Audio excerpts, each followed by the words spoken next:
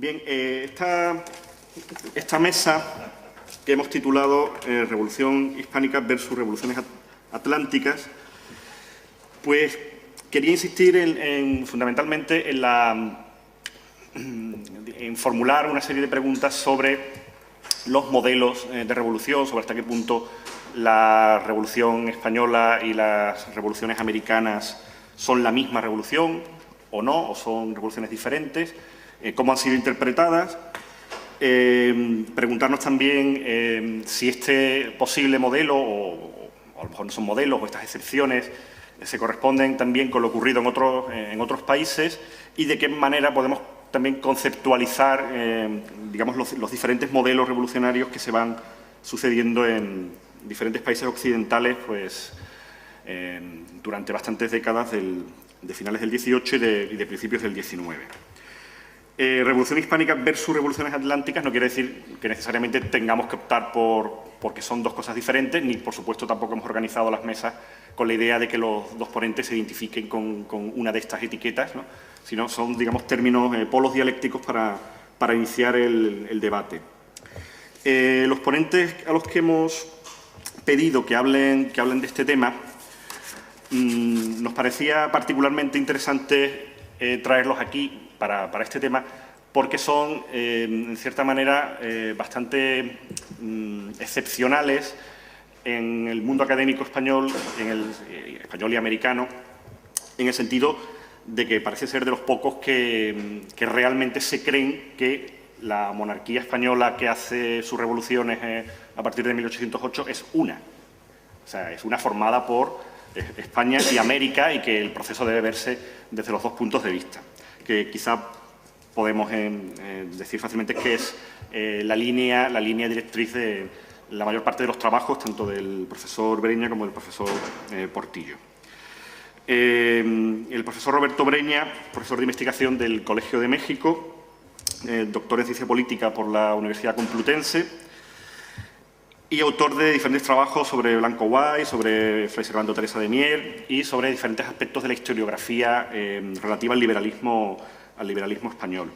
En concreto, su obra más importante, que es un libro que les recomiendo y que tiene mucho que ver, obviamente, con su presencia aquí, está publicado en el año 2006, el resultado, si no me equivoco, de su tesis doctoral, bajo el título de El primer liberalismo español y los procesos de emancipación de América, 1808-1824, una revisión historiográfica del liberalismo hispánico. El punto de partida de este libro y en general de los trabajos del profesor Breña es, si lo he entendido bien, que lo que ocurre en España y el debate teórico del liberalismo español tiene algo que ver con lo que ocurre en América, ¿no? Cosa que, aunque pueda parecer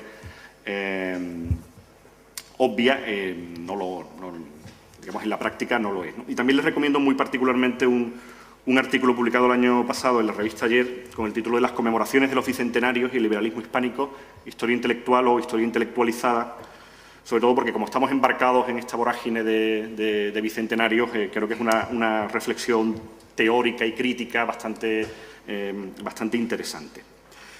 Y el profesor Portillo Valdés es profesor titular de Historia Contemporánea, ¿no?, de la Universidad del País Vasco, aunque residente en Santiago de Compostela, al lado de Bilbao.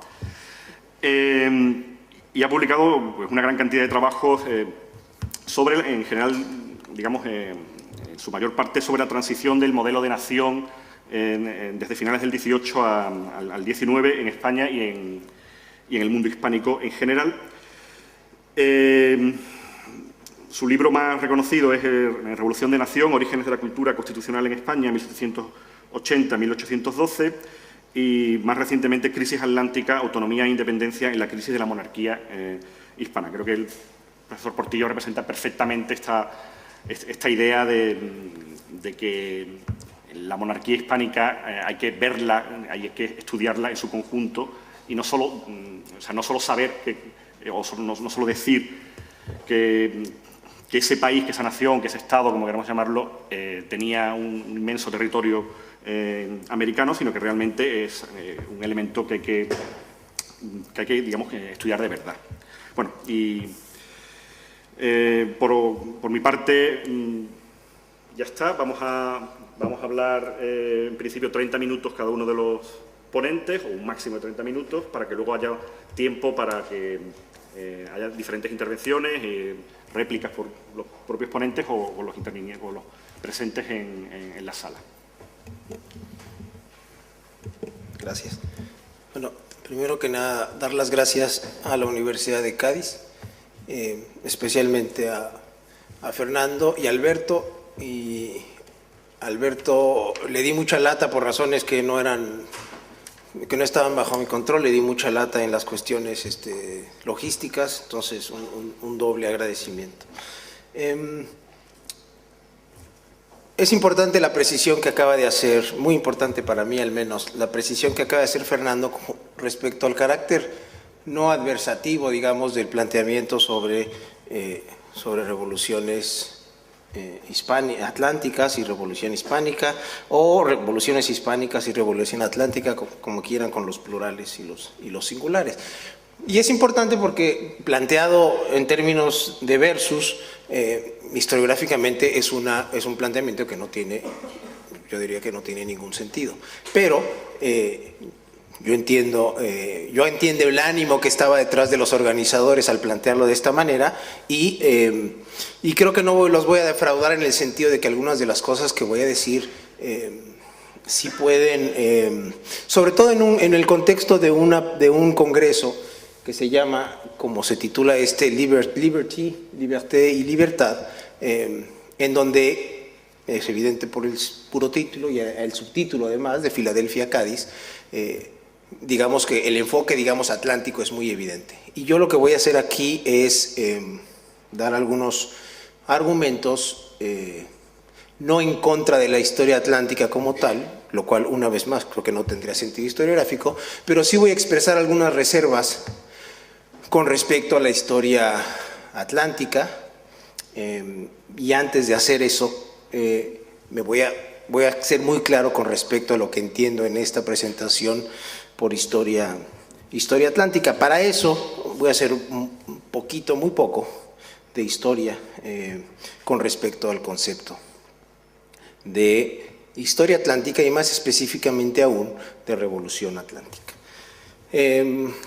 Y esto lo hago porque el día de ayer, conversando con uno de los participantes en el coloquio, me quedó claro que yo debía hacer este repaso histórico, aunque fuera veloz, porque si no podía dar pie a malas interpretaciones. Entonces, sí les pido que no solamente con respecto a esta primera parte de introducción historiográfica, sino también con respecto al resto de la ponencia, sean pacientes, digamos, y no salten a conclusiones, sino hasta que no termine, porque al final, o más bien toda la segunda mitad de la ponencia, haré una serie de matices, digamos, tratando de ser muy claro con respecto a dónde están las reservas o mis reservas con respecto a la historia atlántica. Bueno, ¿de dónde viene el concepto de revolución atlántica, que empieza con otro nombre? Y no quiero estar traicionando el origen del concepto de revolución atlántica cuando digo que empieza con el concepto de revolución democrática, y muy específicamente comienza con un texto que en 1955 en el Congreso de Historia en Roma presentan dos historiadores, uno francés, Jacques Godechaux, y un inglés que es Robert Palmer, bueno, estadounidense, de Princeton. Ellos presentan un texto en ese congreso en 1955. Ahora, ese texto ya estaba precedido en 8 años por un texto de Godechaux, un libro, no es un texto, no es una ponencia en un congreso, sino un libro que se titula Histoire de l'Atlantique, que es de 1947.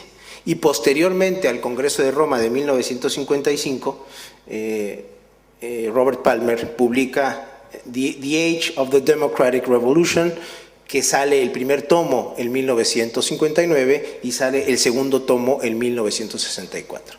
Entonces, cuando en la actualidad se utiliza el concepto de historia atlántica, es muy frecuente que los nombres de Godechaux y Palmer surjan inmediatamente, porque se establece esta relación, insisto, entre este concepto y estos dos autores. Lo que sucede es que ese no es el concepto de historia atlántica que yo tengo en mente en la ponencia de hoy, sino que tengo en mente el concepto que es el que ahora,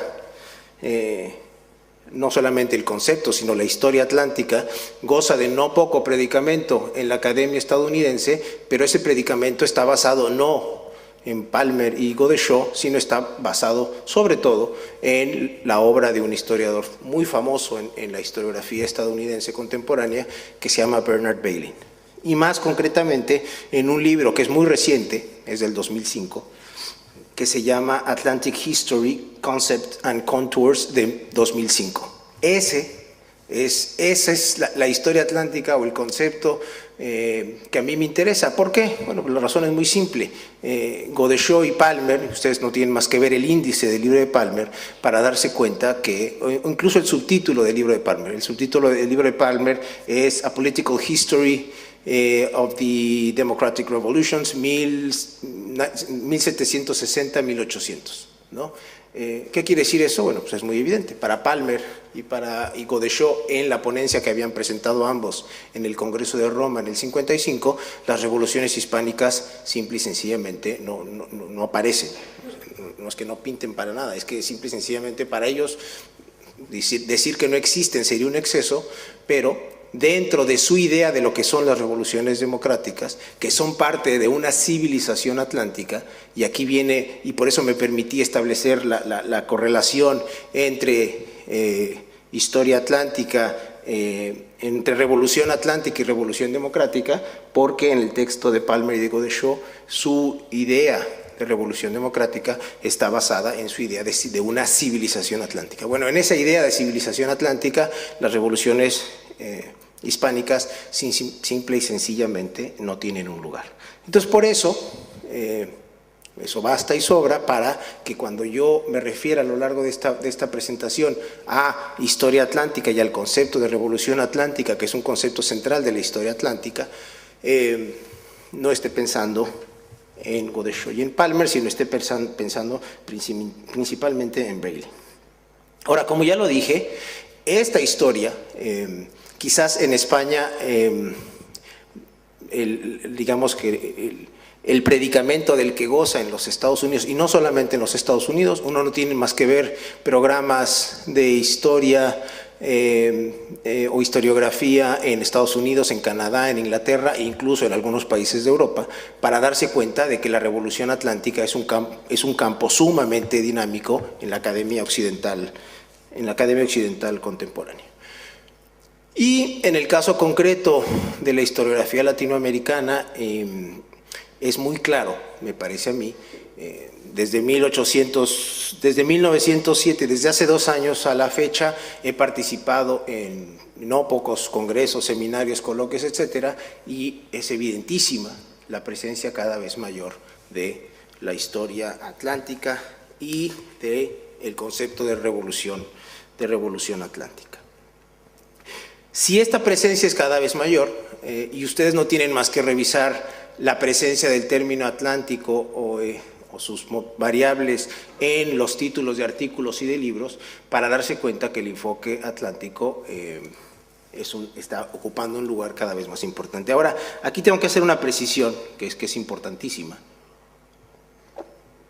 Y es que, otra precisión, y es que el hecho de que aparezca el nombre Atlántico o Atlántica no necesariamente implica que es una preocupación referida a ese supuesto movimiento político que empieza en las 13 colonias hasta 1760 y que se extiende, sería el primer momento evidentemente sería la Revolución de Independencia de Estados Unidos, el segundo sería la Revolución Francesa, después estaría la Revolución Haitiana, aunque Bailyn, por cierto, ignora por completo la Revolución Haitiana, luego están las revoluciones hispánicas y luego ahí varía el punto final de las revoluciones, de la Revolución Atlántica, algunos incluyen 1830, algunos incluso incluyen hasta 1848.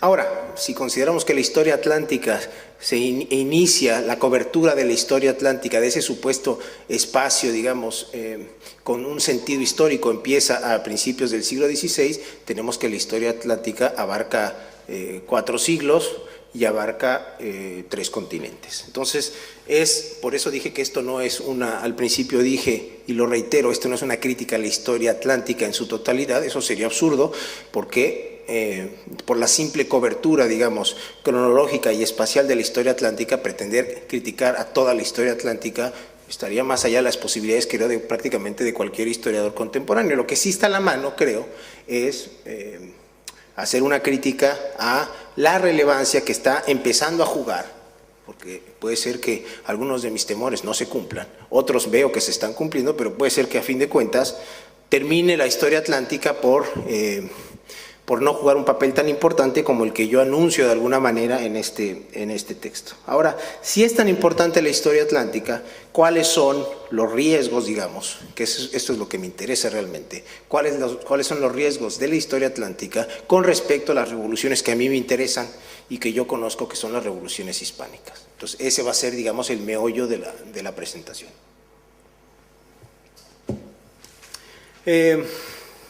Primero, no es que sea un riesgo en sí mismo, pero es un dato que no hay que perder de vista. Las 2 revoluciones estelares de las revoluciones atlánticas es la revolución... perdón que regrese, pero como tengo aquí al autor a mi izquierda, a Chema aquí a mi izquierda, iba yo a decir con respecto a la utilización del adjetivo atlántico o atlántica, no siempre la utilización implica una referencia a todo este trayecto de Filadelfia a Cádiz, porque en otras ocasiones, y es el caso, y aquí Chema está para corregirme si estoy mintiendo, en uno de los libros más importantes que sin duda se han escrito sobre las revoluciones hispánicas en los últimos años, que es el libro de Chema, de Revolución Atlántica, el término de Atlántico no hace referencia, en el caso de Chema, a el papel que juegan España y América. Ese simple hecho, por supuesto, que las convierte en revoluciones atlánticas, lo cual no quiere decir, ni en el caso de Chema, ni en el caso de muchos autores, empezando por Guerra, por ejemplo, que no se ocupen también, cuando ellos, por la razón que sea, consideran que viene a cuento ocuparse de cuestiones que tengan que ver con la Revolución de Independencia de los Estados Unidos o con la Revolución Francesa, lo hacen. Lo que estoy diciendo aquí, eso también creo que es muy importante. Lo que a mí me preocupa son estos ejercicios específicamente comparativos y que toman a las revoluciones atlánticas no como un contraste ilustrativo, sino como un eje explicativo, ¿no? Los ejercicios que yo he visto de ese tipo, yo pongo muy en duda, digamos, que sean iluminadores con respecto a las revoluciones atlánticas, y en esta ponencia voy a tratar de decir por qué. Bueno, hecha esta aclaración sobre la cuestión de la utilización del adjetivo, ¿cuáles son las dos revoluciones estelares, digamos, de la Revolución Atlántica? Bueno, son 2, que son la de Estados Unidos en el 76 y la Revolución Francesa en el 89. Esta estelaridad, digamos, no existe la palabra, pero es una cuestión que no se va a modificar. No sé, por más tiempo, ¿sí?, y por más seriedad que le dediquemos nosotros al tema de las revoluciones hispánicas, siempre, de alguna manera, en el mundo académico occidental van a estar a la sombra de la Revolución de los Estados Unidos y de la Revolución Francesa. Un riesgo, y este sí es un riesgo, este nomás es una especie de dato que no hay doy nada más como contexto, pero lo que sí es un riesgo, me parece un riesgo con respecto a la manera en que se está enfocando las revoluciones hispánicas desde esta perspectiva atlántica, es que se tiende a subsumir a las revoluciones hispánicas en un movimiento revolucionario de largo aliento, ¿no? Y a diluirlas en movimientos históricos mucho más amplios. Y aquí el problema no es, y bueno, ya me estoy repitiendo, pero el problema no es que no haya habido influencias o influjo de tanto de la Revolución de los Estados Unidos como de la Revolución Francesa, porque por supuesto que los hubo. Negar eso sería una vez más, sería una necedad historiográfica. El punto no es ese, ¿no? El punto es convertirlos en referentes de explicación. Y la otra cuestión, que es un dato, no es un riesgo en sí mismo, pero es otro dato, es la cuestión de que en realidad apenas estamos saliendo de los enfoques nacionalistas sobre la revolución hispánica. De hecho, el mismo término de revolución hispánica o de revoluciones hispánicas, en términos historiográficos, es muy reciente. De hecho, ¿quién es la persona o quién es el autor que lo pone realmente en circulación y le da credencial historiográfica? Bueno, es Guerra. El libro más importante de guerra tiene apenas 3 lustros. En otras palabras, lo que estoy queriendo decir es que apenas, digamos, estamos empezando a entrarle en serio a las revoluciones hispánicas. Y lo que estoy sugiriendo aquí es que de alguna manera me parece que ya nada más por eso creo que no es el mejor momento de volver a los ejercicios comparativos que están implícitos en la historia atlántica.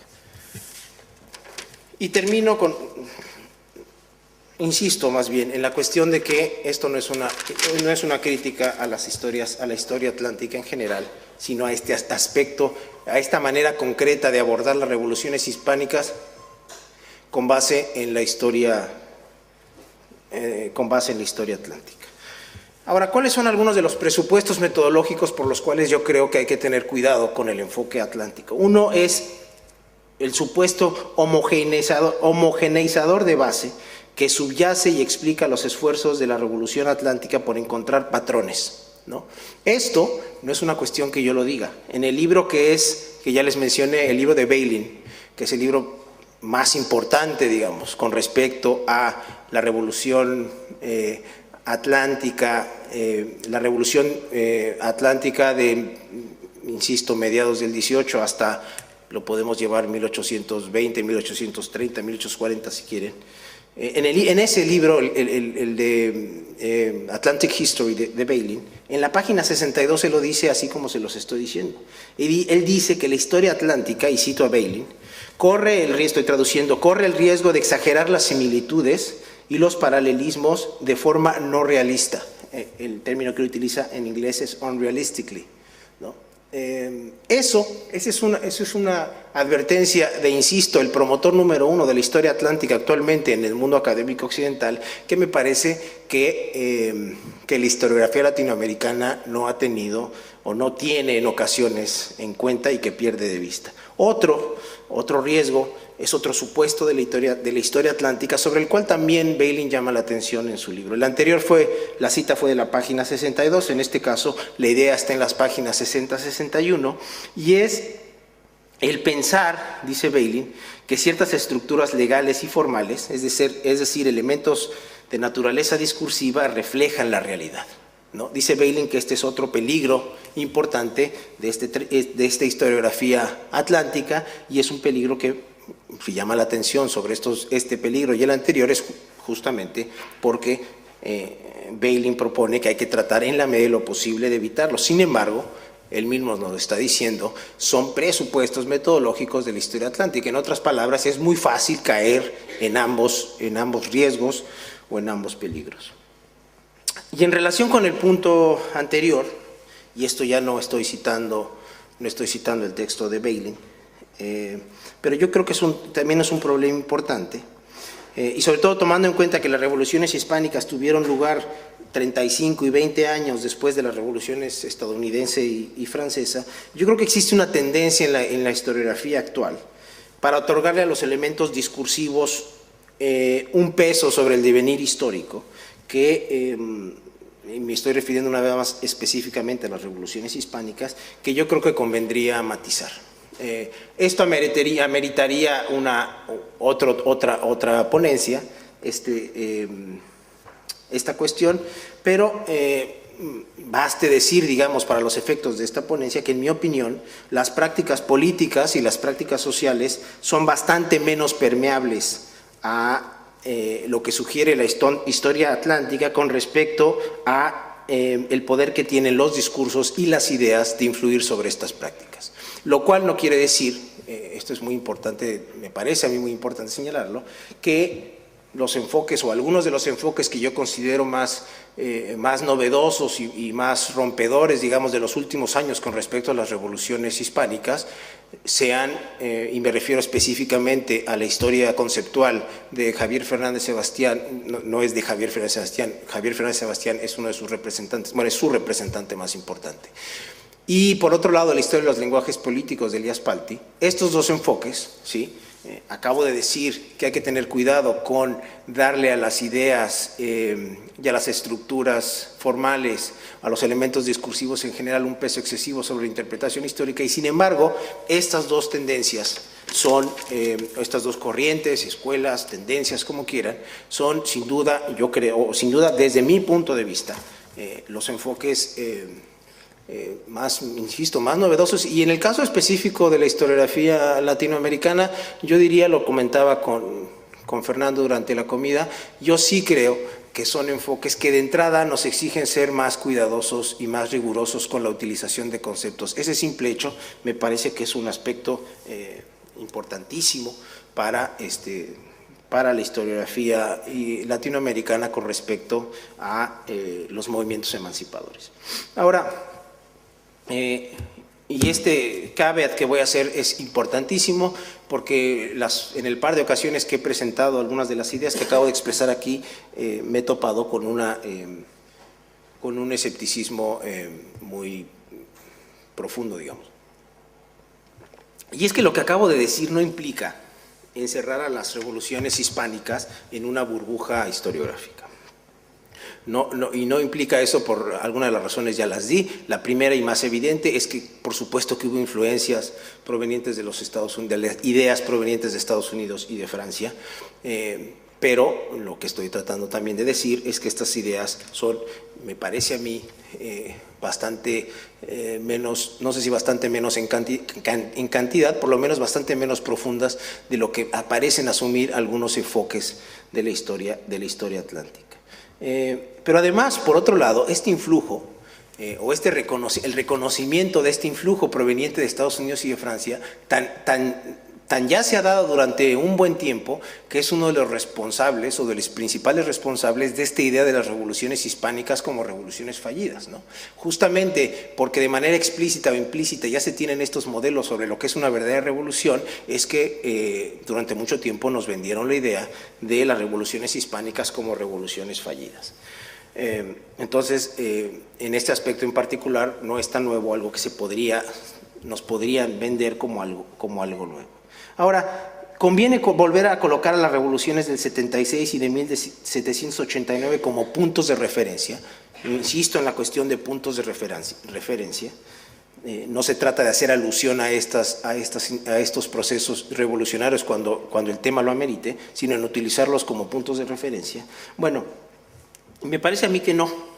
Y no solo ni principalmente porque la historiografía sobre las revoluciones hispánicas es incipiente, por decirlo menos, con respecto a la historiografía sobre las revoluciones de los Estados Unidos y de Francia, sino porque, como ya lo señalé, acabamos de salir de la fase, por llamarle de alguna manera la fase nacionalista, como para volver a este tipo de enfoques.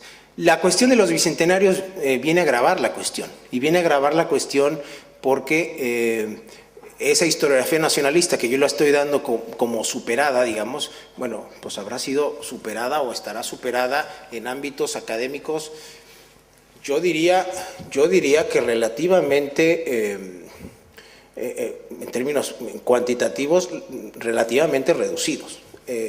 Yo veo, en términos generales, que la historiografía nacionalista sigue bastante sana en el ámbito latinoamericano. Y esta es una situación que los bicentenarios no pueden más que agravar, por razones evidentes en las cuales no es necesario insistir. Ahora, con respecto a no convertir a las revoluciones hispánicas en una burbuja, también esa es otra cuestión en la que digo, tengo que ser muy enfático, porque ya alguna vez muchos de los presentes saben y conocen los textos de Jiménez Fernández o de Stotzer del siglo pasado, con respecto a este supuesto carácter puramente o esencialmente hispánico de las revoluciones hispánicas, que entonces no se les llamaba como revoluciones hispánicas. Pero en todo caso, bueno, pues es evidente, o no sé si es evidente, pero en todo caso, eso no es a lo que yo pretendo volver, ¿no? Por razones históricas evidentes, está claro, insisto, que las revoluciones hispánicas bebieron de la Revolución Francesa y de las revoluciones americanas. Pero si nosotros consideramos las diferencias geográficas, las diferencias cronológicas, las diferencias políticas, las diferencias sociales y las diferencias culturales entre los procesos revolucionarios de 1779, 76 y 89 con respecto a las revoluciones hispánicas, y si nos tomamos realmente en serio el origen de las revoluciones hispánicas, que el origen de las revoluciones hispánicas es la invasión napoleónica de España en 1807, no concebida en ese momento, me refiero a 1807 como invasión, porque en realidad no lo era parte de un tratado, pero no mucho tiempo después, como todos ustedes lo saben, tomó el carácter de invasión en toda regla. Yo creo que las diferencias, digamos, son tan notables, ¿no? Las especificidades, las particularidades de las revoluciones hispánicas son tan notables que yo creo que tenemos todavía bastante camino que recorrer en esa dirección como para volver a estos ejercicios comparativos que por lo menos, insisto, no voy a dar aquí nombres de autores y de textos porque tampoco no es el caso, pero los que yo conozco me parecen muy poco iluminadores con respecto a las revoluciones hispánicas. Creo en suma, ya preparo o voy preparando el final.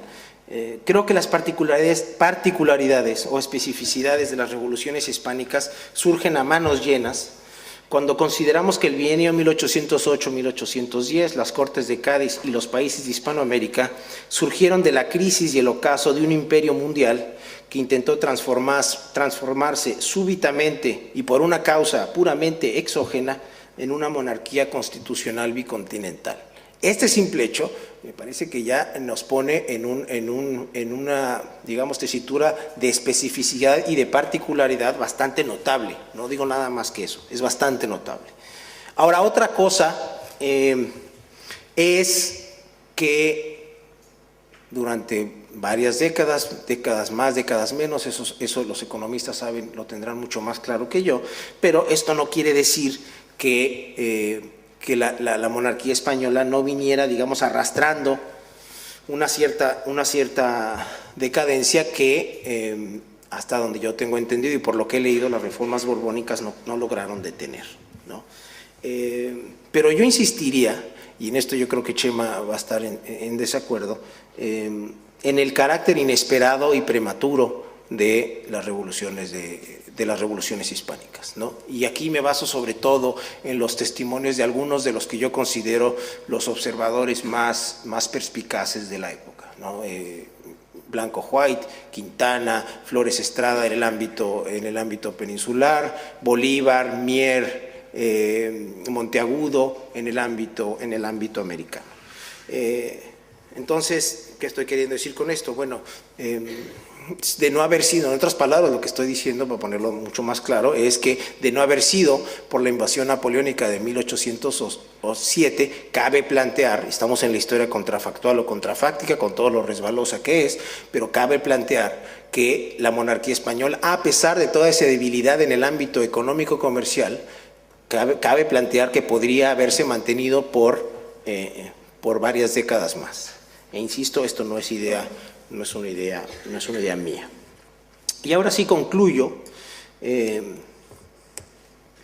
no pretendo ignorar, ni siquiera poner entre paréntesis, las revoluciones estadounidense y francesa, ¿no? Y repito, esto no tendría sentido historiográfico, planteado así no tendría sentido historiográfico, al estudiar las revoluciones hispánicas. Lo que pretendía hacer en esta ponencia es llamar la atención sobre ejercicios explícitamente comparativos que se están poniendo de moda, y otra vez aquí los bicentenarios están jugando un papel, que tienden a convertir a 1776 y 1789 en referentes explicativos y no meramente ilustrativos de una serie de procesos que en lo particular me parecen tremendamente singulares. Gracias.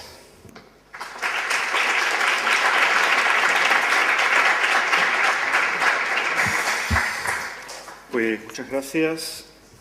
Como les dije, la copa de recepción hoy será en el casino a las 9:15 y ahora le cedemos la palabra al profesor Portillo. Pues muchas gracias por la información tan útil sobre la copa y muchísimas gracias a Fernando y a Alberto, a la Universidad de Cádiz y a todos los patrocinadores de este encuentro por su organización y también por permitirme de nuevo, una vez más, estar en esta ciudad que en buena parte es también mi ciudad, porque la mitad de mi familia es de esta provincia y porque ya he venido tantas veces a esta universidad, invitado por los colegas de aquí, pues que ya uno, vamos, por lo menos sabe dónde están los lugares fundamentales a los que tiene que ir en esta bellísima ciudad, ¿no? Como el Vedor y demás, ¿no?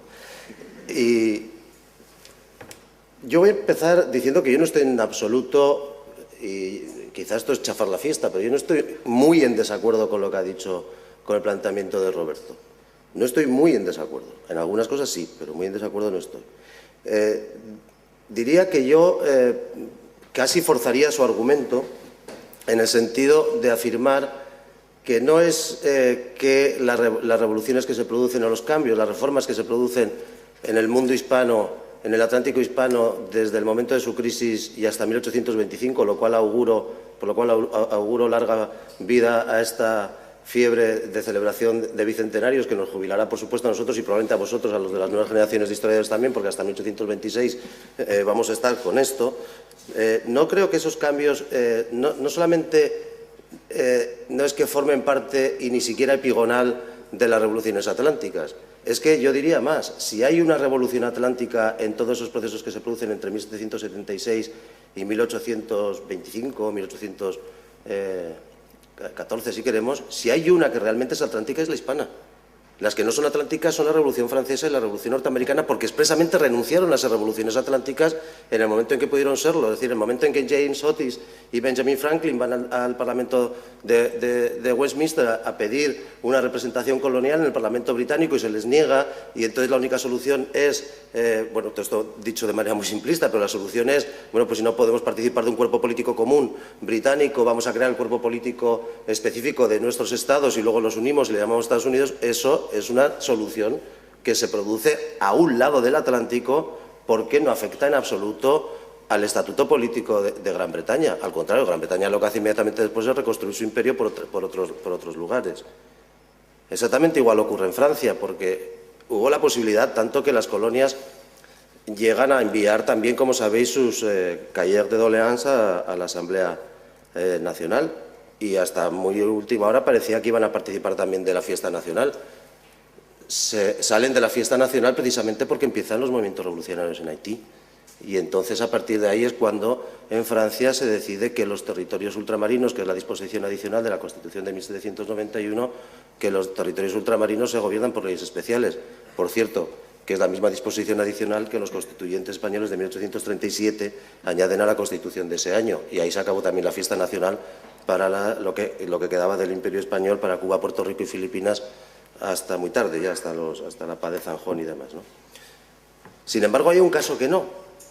Hay un caso en el que la revolución se produce, o los cambios, las reformas constitucionales, como se llamaban entonces, se producen a ambos lados del Atlántico en el mismo momento. Y es el caso hispano. Desde ese punto de vista, es decir, la única revolución realmente atlántica es la hispana. Las otras son una revolución en Estados Unidos, una revolución en Francia, que expresamente se decide después de amplio debate que no tiene dimensión atlántica. Sin embargo, esta sí tiene dimensión atlántica. Por eso yo quiero comenzar aquí con tres referencias que además son hiperconocidas, bueno, creo, la mayor parte de ellas son muy conocidas. La primera es muy clara y muy evidente, es el primer artículo de lo que consideramos nuestra primera Constitución, que es la de Cádiz, ¿no? Porque la otra, la de 1808, lo siento mucho por Jean-Baptiste, pero como está hecha en Francia, pues no nuestro prurito nacional nos impide considerarla como nuestra primera Constitución, y entonces solemos decir que nuestra primera Constitución es la de Cádiz, aunque ya había otra, la de Francia, y ya había otras, ya lo vamos a ver que ya había otras que no solamente la de Bayona, ¿eh? Pero lo que solemos considerar nuestra primera Constitución dice en su primer artículo que la nación española es la reunión de todos los españoles de ambos hemisferios, ¿no? Que eso lo recordamos todos muy bien. Bien, 150 años después, en 1961, ocurren dos cosas muy importantes. Primera, el 1 de diciembre nací yo, ¿no? Y en segundo lugar, en 1961 se celebraba el 150 aniversario de la Declaración de Independencia de Venezuela. Con tan fausto motivo, la Academia Nacional de Historia de Venezuela decide, además era época de vacas gordas en Venezuela y se podían gastar mucho dinero, y decide hacer algo que hasta entonces estaba todavía por hacerse. Ahora ya lo ha resuelto también la página de Internet de Cervantes Virtual, pero hasta entonces no había una colección completa de todas las primeras constituciones hispanoamericanas. Lo hace la Academia Nacional de la Historia de Venezuela en 1961. Y para que nadie se enfadara, estas constituciones se disponen por orden alfabético. Pero hay un problema en esa disposición, y es la Constitución de Cádiz. La Constitución de Cádiz debe incluirse en ese elenco, se planteaba la comisión que estaba encargada de realizar esta colección. ¿Es una Constitución hispanoamericana? ¿Es solo la Constitución del enemigo? De la potencia colonial de la que se separan precisamente estos países que hacen sus primeras constituciones. El problema era de tal envergadura que requiere una sesión del plenario de la Asamblea, una Asamblea General de la Academia Nacional de la Historia Venezolana, y toma la decisión de incluir la Constitución de Cádiz, pero si la buscas por la C no aparece, y si la buscas por la E de España tampoco aparece, está en el apéndice. Se incluye como una forma apendicular a todas esas constituciones. ¿Esto por qué? Yo creo que es muy interesante. La Academia Nacional de la Historia de Venezuela en 1961 está pensando la historia constitucional o la historia de las primeras constituciones desde el punto de vista, que entonces es muy lógico que lo haga, desde el punto de vista del principio de nacionalidad. Una nación es un Estado, necesita una Constitución. Es impensable, y no entra en el horizonte político ni en el horizonte conceptual, la idea de que la nación, de que la Constitución se pueda compartir por varias naciones. Cada nación tiene que tener la suya. Yo lo he dicho muchas veces, y si alguien me lo ha oído, lo siento por la repetición, pero es como si el País Vasco se independizara mañana. Ahora ya es imposible porque han perdido las elecciones, ¿no? Pero es como si el País Vasco bueno, las han ganado, pero no van a gobernar. Como si se independizara mañana y, acto seguido, adoptara como Constitución de la República Vasca Independiente la Constitución Española de 1978. Pues todo el mundo le parecería es una barbaridad, ¿no?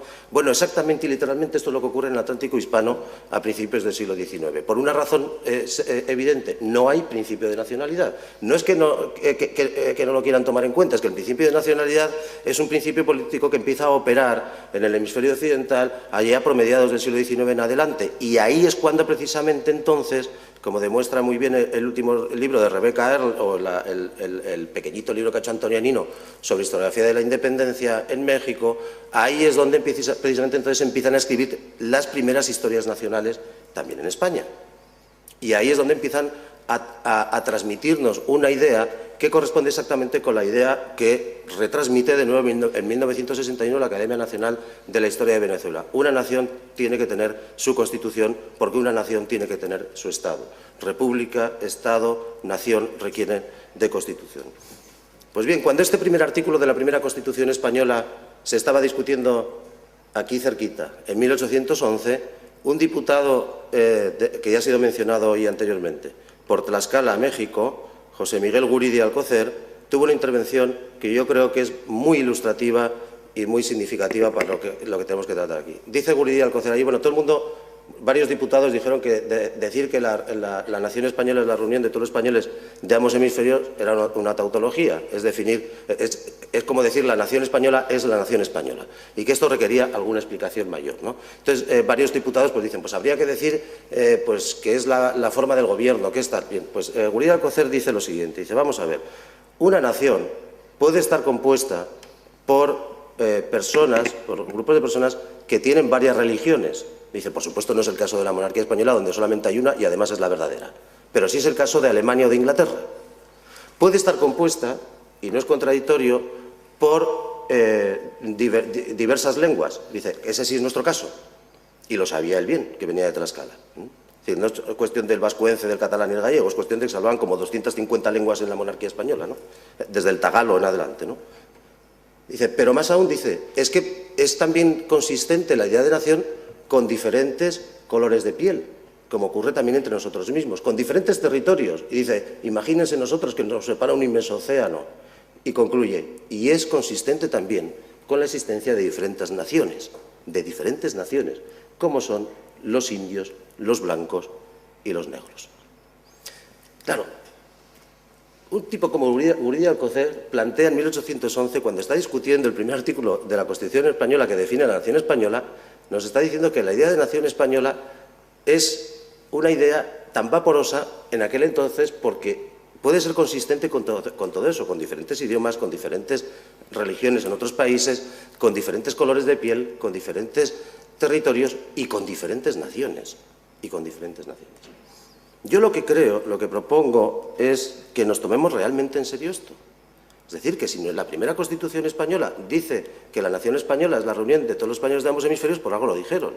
Y si un tipo como José Miguel Guridi Alcocer está diciendo que la nación puede estar compuesta por diferentes naciones, pues hombre, por lo menos vamos a tomar en serio, por una vez, los historiadores a los historiados, porque si no, seguiremos siempre haciendo un ejercicio de despotismo historiográfico y pensando que los historiadores les vamos a enseñar la historia a los historiados, ¿no? Como en aquella película de Woody Allen que le quería enseñar al director, un tipo en la cola del cine que está el director de la película y un tipo le quiere explicar la película al director de la película, ¿no? Le quiere enseñar cómo ha hecho en la película, ¿no? Pues algo así nos puede llegar a pasar. Yo por eso creo que deberíamos tomarnos muy en serio esta idea de que realmente en el Atlántico hispano hubo entre 1808 y al menos 1812 o 1814, yo creo que hasta 1821 en realidad, hubo un intento, muchos intentos serios y bien fundados, uno de ellos es Cádiz, de recomponer el cuerpo atlántico de la monarquía, solo que ahora bajo otra clave distinta, no la clave monárquica, sino la clave constitucional, la clave de la Constitución. Y la clave de la Constitución implicaba definir una nación. Y ya vemos que una nación podía contener muchas cosas, entre otras naciones. Cuando esta Constitución se publica, la de 1812, la de Cádiz, sabéis que en Europa tuvo un gran éxito de lectura, se leyó muchísimo, y en América, por supuesto, en América de lectura y de aplicación, claro. Pero en Europa tuvo un gran éxito de lectura, se leyó muchísimo y fue muy comentada. Y uno de los que la comentó a la altura del trienio, de comienzos del trienio, fue uno de los filósofos de moda, probablemente el filósofo más importante de aquellos momentos, Jeremy Bentham. Y como sabéis también bien, Jeremy Bentham, después de leer la Constitución de Cádiz de 1812, escribió un texto, como él los escribía, en papelillos así, que luego no publicaba y los tenía que venir recogiendo su editor y publicárselos porque él jamás se preocupaba de eso, en el que daba consejos a los españoles sobre su Constitución. Le parecía una aberración. Decía que no se sostenía aquella afirmación de que la nación española iba desde Barcelona hasta Buenos Aires y desde Cádiz hasta o hasta Manila, y desde Cádiz hasta San Francisco, que aquello nunca podía ser una nación. Y entonces les da un consejo: españoles, libraos de ultramaria, separaos vosotros de ultramaria, ¿no? Separaos de América, porque bastante tenéis con organizar una nación en la península como para meteros en organizar una nación ultramarina. Jeremy Bentham no está pensando en el principio de nacionalidad. No lo dice porque los españoles tengan que ser españoles y tener su Constitución y los mexicanos y tengan que tener la suya. Ni siquiera es el consejo que da como consejero constitucional, que lo fue también en algunas repúblicas americanas. Él lo dice por un principio de mera utilidad. Es muy poco útil plantearse una nación de esas dimensiones. Ahora bien, yo creo que lo que deberíamos plantearnos no es si era útil o era inútil la afirmación de Cádiz, sino por qué se hace. Y sobre todo, prestar un poco de atención a todo el coro completo, porque creo que, sobre todo en la historiografía española y en gran parte también en la historiografía latinoamericana, estamos muy acostumbrados a prestar atención a una voz que vibra más que las demás porque tiene una articulación mucho más potente, que es la de Cádiz. Pero no es la única voz que en aquellos momentos, ni la única voz constitucional siquiera, que en aquellos momentos planteó aquella misma idea. De hecho, entre 1810 y 1812, en el conjunto de lo que era la monarquía hispana, aparecen, digamos, tres opciones básicas de imaginación política, tres formas posibles de imaginarse lo que está ocurriendo y cómo podría solucionarse. Una de ellas consiste en declarar la independencia de algunos territorios, declarar la independencia siguiendo el modelo de la Declaración de Independencia de Estados Unidos, que ya no era, y yo creo que nunca había sido concebido, como un documento nacional, sino que era un documento global. Y como tal documento global, como tal documento universal, podía ser utilizado, y ha sido utilizado reiteradamente hasta en el siglo XX, por supuesto, cada vez que se ha producido el nacimiento de una nueva nación, se ha anunciado utilizando la plantilla de la Declaración de Independencia de los Estados Unidos. Los ciudadanos de Baton Rouge, que son los primeros que hacen esto en la monarquía hispana, y posteriormente los de Caracas, siguen esta vía. Lo mejor es declarar la independencia de esta antigua provincia de la monarquía se declara independiente y aparece como una nación en el Concierto de Naciones. Una segunda posibilidad consistía en actuar de manera independiente, con un gobierno independiente, sin necesidad de declarar la independencia, que es lo que ocurre en el Río de la Plata hasta fecha tan tardía como 1816 en el Congreso de Tucumán, que es cuando finalmente se declara la independencia. Y, por cierto, entonces aparece muy clara también la tentación monárquica, recrear la monarquía incaica, restablecer el Inca como rey del Río de la Plata. Eso sí, quienes proponen una monarquía incaica no lo quieren con un indígena a la cabeza, se vienen a Europa a buscar un rey, ¿no?, para convertirlo en Inca de allí. Y aparece sobre todo, y masivamente, y a esto es a lo que creo que debemos prestar atención, bueno, debemos prestar atención a todo, obviamente, pero a esto creo que se le ha prestado poca atención, aparece todo un coro de voces que están reimaginando el Atlántico hispano, reconstituido en forma monárquica, pero con reglas constitucionales. Y esto ocurre antes, durante y después de Cádiz. Esto ocurre en Santa Fe de Bogotá, en fecha tan temprana como 1810, en la primera Constitución de Cundinamarca, que quiere a Fernando VII como rey de Cundinamarca, pero quiere un Fernando VII, y esto nos puede parecer una idea peregrina, pero no lo es en absoluto, quiere un Fernando VII que vaya hasta Santa Fe de Bogotá a jurar su Constitución. Y una vez hecho esto, la provincia de Cundinamarca podría articularse con otros territorios de la monarquía, americanos o con la propia península, pero ya con reglas constitucionales fijas. Esta misma idea aparece en la Declaración de los Derechos del Pueblo de Quito, que es de 1812. Esta misma idea aparece en Santiago de Chile también en su primer documento constitucional, o especie de documento constitucional, que es de 1812 también. Esta misma idea es la que aparece en Cádiz. Esta misma idea es la que aparece en Cádiz. Es decir, Cádiz no es el único lugar donde se imaginó la recomposición del Atlántico hispano, sino que es uno de los lugares donde se imaginó la recomposición del Atlántico hispano. Y esto solamente si hacemos observación de lo que está disponible, digamos, en la página de Cervantes virtual, es decir, a las constituciones a las que tenemos acceso ahora mismo con un ordenador.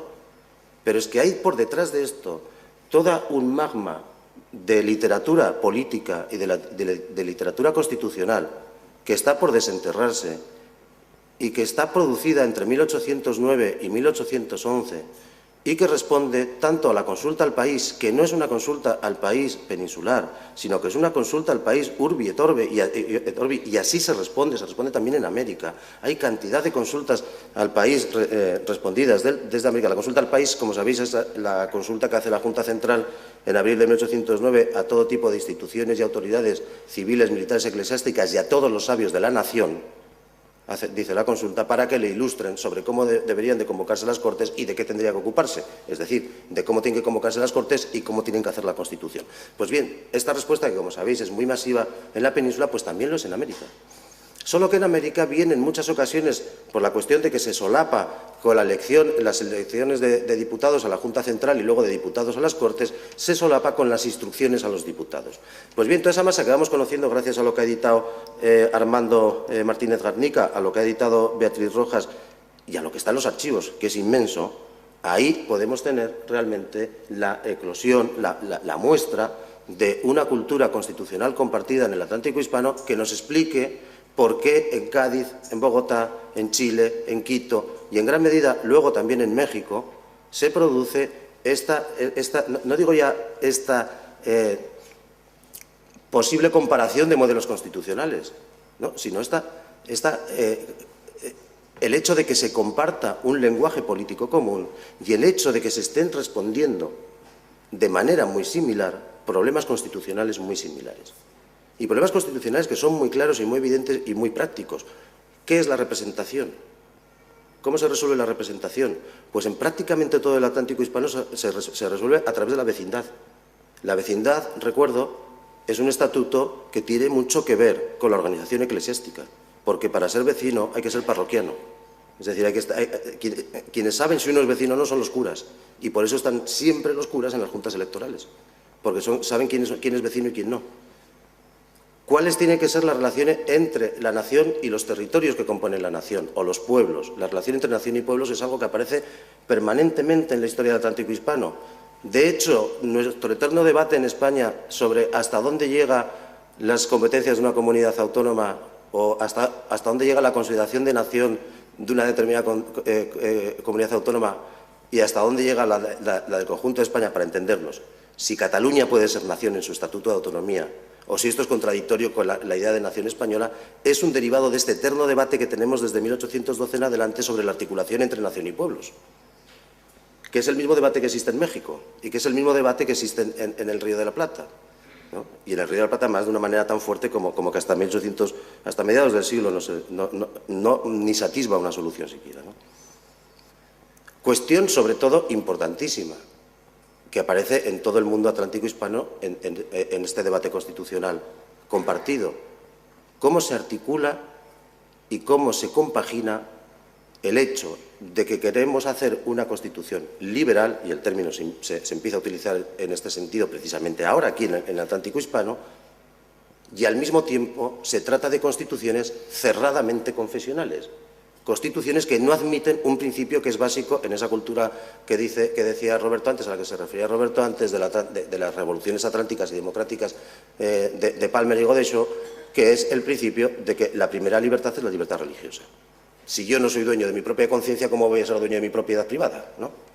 Pues bien, el Atlántico hispano se plantea permanentemente, y yo creo que no hay ningún caso, o hay muy pocos casos, de primeras constituciones hispanas que no establezcan la exclusividad de la religión católica como la única religión, bien de la nación, bien del rey, bien del Estado.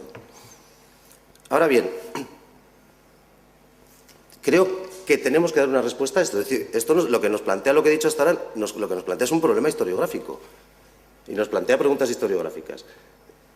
Si el único lugar donde se produce una revolución realmente atlántica es en el Atlántico hispano, ¿por qué? ¿Por qué aquí sí y no en Francia o no en el Atlántico británico? Ni siquiera en el luso brasileiro. Yo creo que ahí tenemos que hacer un ejercicio también de ampliar nuestro horizonte cronológico. No podemos analizar esta crisis arrancando de 1808.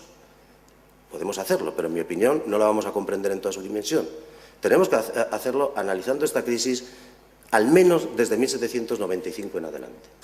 Desde la Paz de Basilea, yo creo que en realidad desde 1763, desde el final de la Guerra de los 7 años, pero por lo menos desde el final de la Paz de Basilea. En la Paz de Basilea hay un hecho fundamental y es, en la historiografía española solemos decir, y yo creo que sí lo siguen aprendiendo los alumnos de la Facultad de Historia, que la Paz de Basilea no implica ni pérdidas ni ganancias para la monarquía española, porque España le devuelve a Francia lo que le había conquistado en Cataluña y Francia le devuelve las provincias vascas, es decir, que se queda la frontera donde estaba.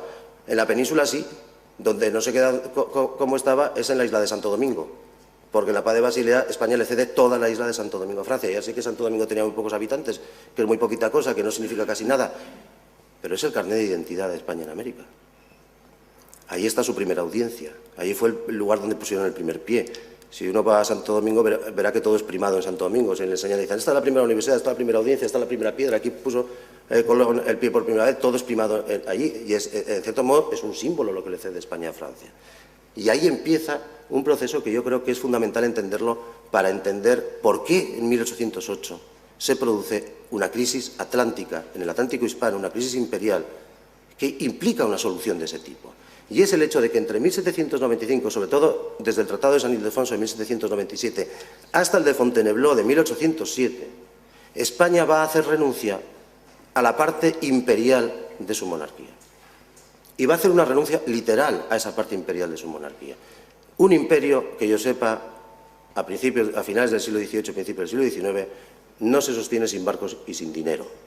Pues España lo que cede precisamente al nuevo pujante imperio republicano francés son los barcos que se hunden en Trafalgar y es el dinero que desde el Tratado de Subsidios de 1802 tiene que pagar religiosamente a Napoleón y proviene precisamente de las rentas coloniales, lo cual implica en 1804 que hay que extender el decreto de consolidación de vales reales a América para pagar la deuda de Napoleón.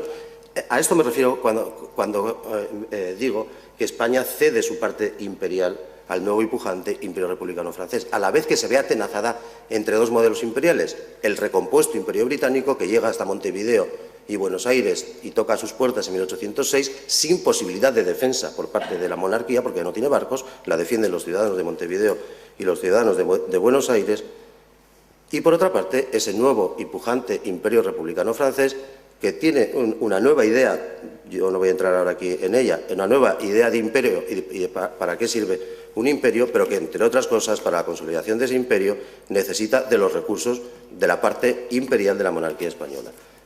Lo interesante, y con esto voy a ir terminando ya, creo, ¿no?, que tengo que ir acabando, ¿no? Lo interesante creo que es que entre 1807, finales de 1807 y mayo de 1808, se produce otro fenómeno también muy interesante, y es que si hasta entonces España ha cedido su parte imperial, yo estoy de acuerdo con Roberto, no hay invasión napoleónica. Técnicamente, utilizamos el término técnicamente es equivocado, es erróneo. Napoleón no invade nada. Para invadir un territorio hay que entrar a saco y sin permiso. Napoleón entra autorizado por el rey de España, en la monarquía con sus tropas. Es cierto que no había autorizado tantas como metió, ¿no? Pero bueno, le autorizó a introducir tropas. Cuando uno autoriza a una potencia extranjera a introducir tropas, ya sabe lo que se expone, ¿no? Pero lo que ocurre es que en ese periodo de tiempo, y sobre todo a principios de mayo de 1808, lo que ocurre es que no solamente se va a ceder y a intervenir por parte de este nuevo y pujante imperio napoleónico la parte imperial de España, sino también la monárquica. Y esa parte monárquica se interviene en el momento en que Napoleón compra, literalmente, compra los derechos dinásticos a Carlos IV y Fernando VII en Bayona por un precio establecido y que lo tenéis en la crónica del Conde de Toreno, de la historia del levantamiento, guerra y revolución de España. A partir de ese momento yo creo que ya podemos entender mejor las cosas. ¿Por qué América entra ahora? Yo creo que esta mañana se hacía la pregunta, se hacía la observación de que habría que aclarar por qué ahora sí y en 1700 no. Bueno, pues ahora sí y en 1700 no, en la Guerra de Sucesión no, porque la Guerra de Sucesión no implica una crisis de la monarquía, implica una crisis de la dinastía. Es la parte dinástica la que entra en crisis y soluciona como lo solucionan los dinastas, a tiro limpio, pero con una discusión entre dinastas. Esta crisis de 1808 no es una crisis solamente dinástica, es una crisis de la monarquía. La monarquía, en mayo de 1808, y sobre todo en la Constitución de Bayona, como decía esta mañana yo, deja de existir en los términos del jus gentium, deja de existir en los términos del derecho internacional, pero deja de existir toda la monarquía. Y esto implica también América. Cuando los territorios americanos, el Ayuntamiento de México, por ejemplo, o en Santa Fe de Bogotá, reciben las noticias de este hecho, o cuando las lee el deán Funes en Córdoba de Tucumán, lee esta información, todos llegan a la misma conclusión. La conclusión es que la monarquía se ha perdido. Y si la monarquía se ha perdido, a todos nos toca restablecerla. Por eso creo que es una crisis atlántica, porque tiene su dimensión atlántica desde el propio origen de su crisis. Y eso es lo que le da una dimensión atlántica. Resumiendo, yo diría que debemos plantearnos muy seriamente y no solamente pensar que se trataba de ganarse la amistad de los americanos porque podían pagar a escote la guerra de independencia con sus recursos y demás, sino que se trata de un fenómeno tan serio que se produce simultáneamente en todo el Atlántico hispano. Creo que es la única crisis realmente, no la única crisis atlántica, pero sí la única solución a una crisis atlántica que se da también en términos, que se intenta dar en términos atlánticos. Y también diré, y ahí estoy de acuerdo creo que con Roberto, que el intento de solución que se da en todo el Atlántico hispano en términos atlánticos, de solucionar en términos atlánticos esta crisis, es un auténtico fracaso. Es un auténtico fracaso porque si la primera Constitución española en su primer artículo decía la nación española es la reunión de todos los españoles de ambos hemisferios, 10 años después la mayor parte de esa nación no existe ya como parte de la nación española, sino que ha ido creando ya sus propias repúblicas y sus propios espacios políticos. Pero sí creo que debemos de prestarle esa atención atlántica y sí creo que deberíamos plantear que se trata de la verdadera, de la auténtica, vamos, no se trata de decir que uno tiene más pedigrí que los demás, pero que si hay una revolución que se plantea en términos atlánticos y se intenta solucionar en términos atlánticos, pues es precisamente la de Cádiz. Por eso le sorprendió tanto a Jeremy Bentham y por eso no debería sorprendernos tanto a nosotros. Muchas gracias.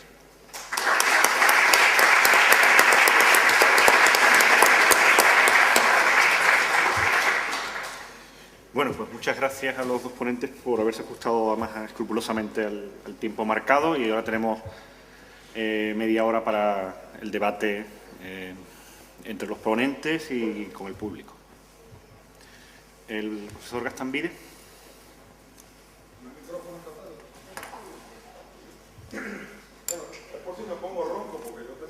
vozarrón que usted no... Allá, escucha.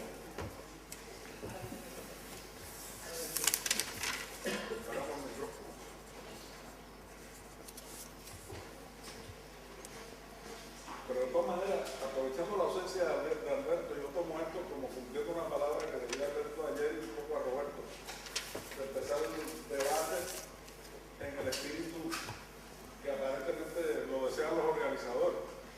Si no es cierto, pues pido excusa, porque justamente conversaba con Alberto Bullón y otros colegas, que la única nota que he tomado en todo el día es la pertinencia de debatir el concepto de revolución. Que si no nos vamos aclarando sobre el concepto de revolución, lo que tenemos es un debate entre solos.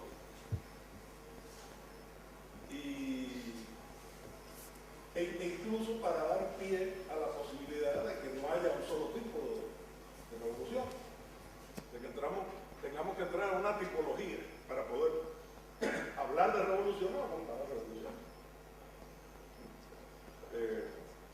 La anécdota de Chema sobre Woody Allen a mí me recordó un colega que en un momento dado yo me quejo porque las balanzas mercantiles a lo largo del siglo XIX en Puerto Rico están en no sé cuántas monedas, por lo menos media docena de monedas, porque así de ecléctica era lo que quedaba de la economía española a través del Atlántico. Y la respuesta del colega era, oye, qué desconsiderados eran esa gente del siglo XIX, que no pensaban, él dijo que nos estaban creando los historiadores del futuro, por tener las balanzas en tantas monedas distintas y que fuera casi imposible traducir y comparar entre balanzas mercantiles. Entonces, lo primero que yo quisiera llamar la atención y tratar de mantener presente es que tal vez lo que le da más credibilidad a la historiografía y lo que hace más respetuoso al historiador de lo que sea que estemos historiando es tratar de mirar e interpretar las cosas como las vivieron los personajes, los pueblos, las sociedades que estemos estudiando. ¿Qué es lo que a menudo perdemos de vista? ¿Cómo se vivió, cómo se entendía tal concepto o tal problema en el momento vivido? Porque es tratando de interpretarlo y de entenderlo como se vivió, que nos sirve de algo para entender lo ocurrido y además para asimilar su herencia. Entonces, en ese sentido, en un debate de la Revolución Hispánica versus Revolución Atlántica, lo que me llamó la atención, no ayer, cuando de camino del aeropuerto ya tuve el privilegio de hablar adelante de por dónde iba Roberto, y discutíamos el problema de la generalización. Entonces, el problema es, para empezar, ¿cómo combatimos la generalización? No podemos combatir la generalización con más generalización.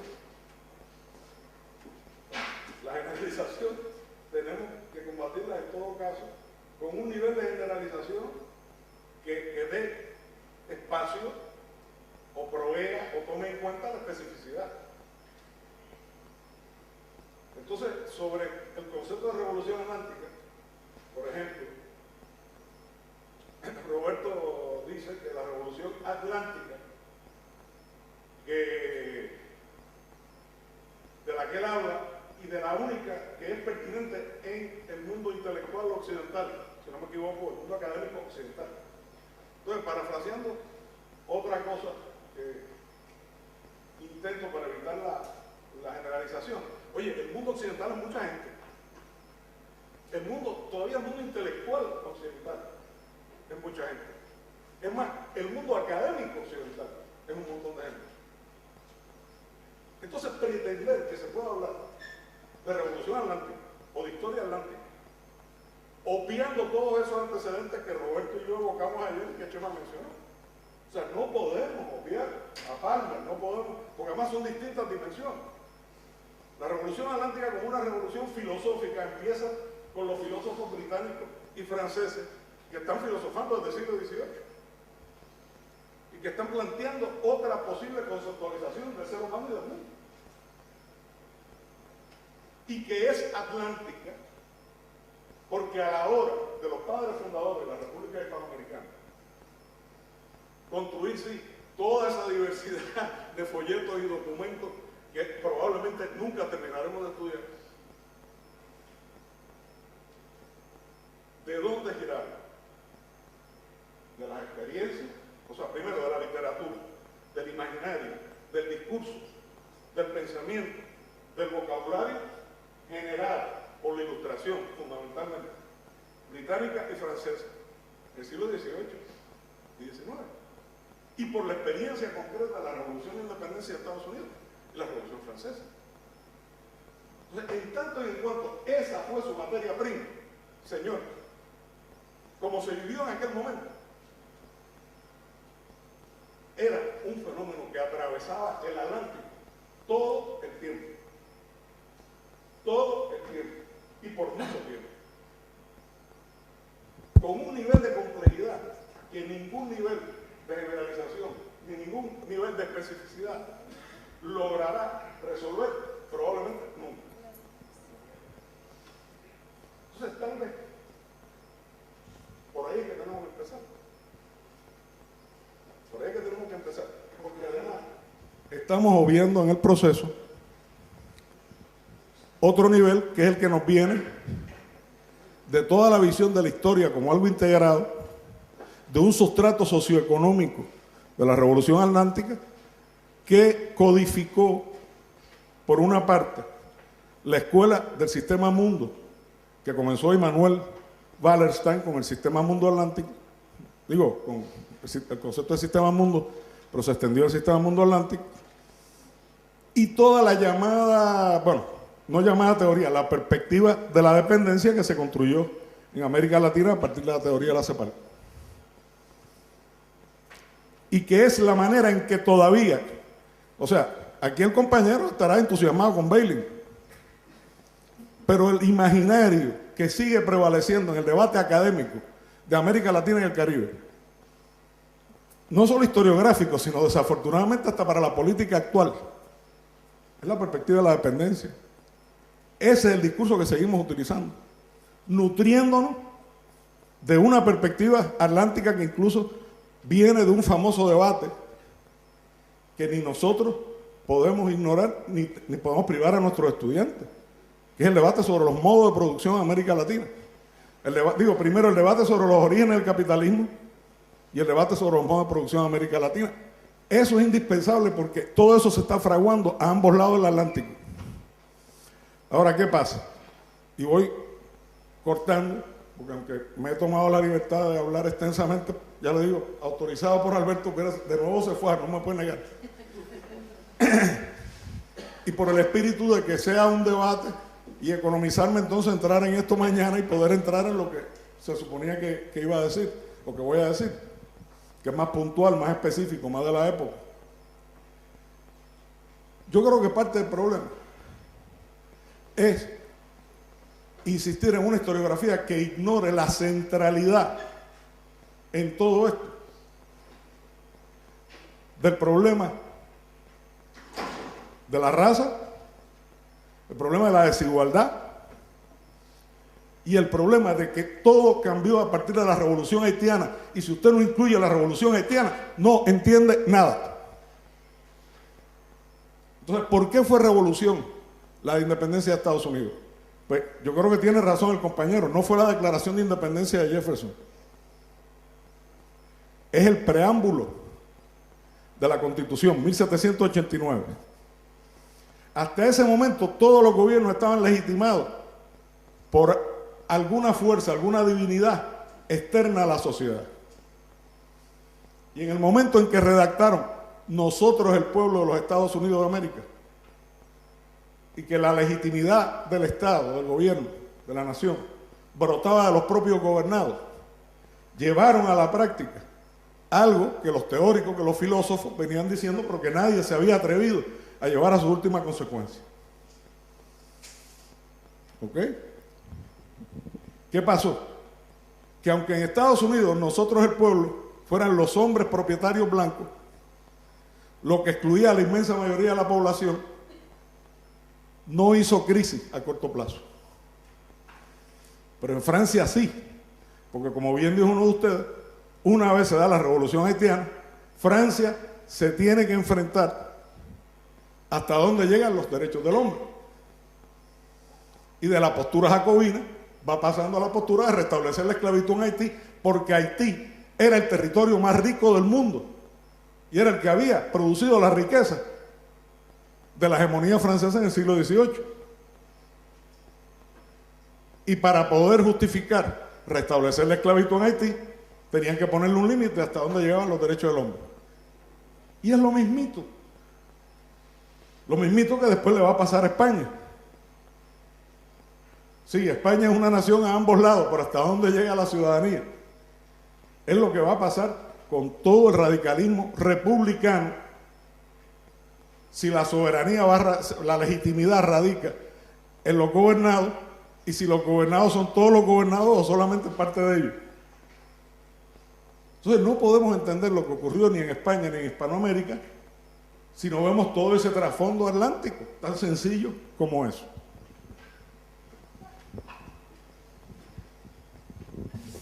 Bueno, tengo apuntados aquí 7 puntos, los voy a contestar brevemente porque son muchos, pero voy a tratar de contestar los 7 puntos. El primero, y voy en el orden en que usted los expuso. El primero, lo de que lo que tenemos que hacer aquí es debatir el término revolución. Supongo que es uno de los términos que nosotros tendríamos que debatir aquí. Pero ahorita menciono otros 4, pero como le podrían mencionar otros 10. El de ciudadanía, el de nación, el de autonomía, el de liberalismo. Hacer una crítica a una ponencia, a una mesa, a un congreso, argumentando que lo que se tiene que debatir es tal o cual concepto, me parece, digamos, cuando menos insuficiente.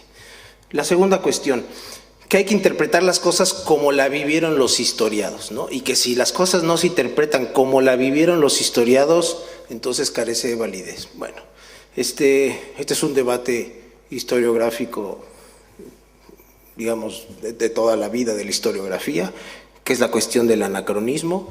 Algunos autores preocupados justamente, un poco el origen de la preocupación sería la misma, ¿no? En el sentido de que la historia conceptual, Fernández Sebastián, o la historia de los lenguajes políticos, Elías Palti, el origen de su preocupación creo que sería similar a la de usted, en el sentido de que efectivamente ellos ya están cansados, como muchos historiadores, de que las cosas se vean excesivamente desde la perspectiva de los historiadores, ¿no?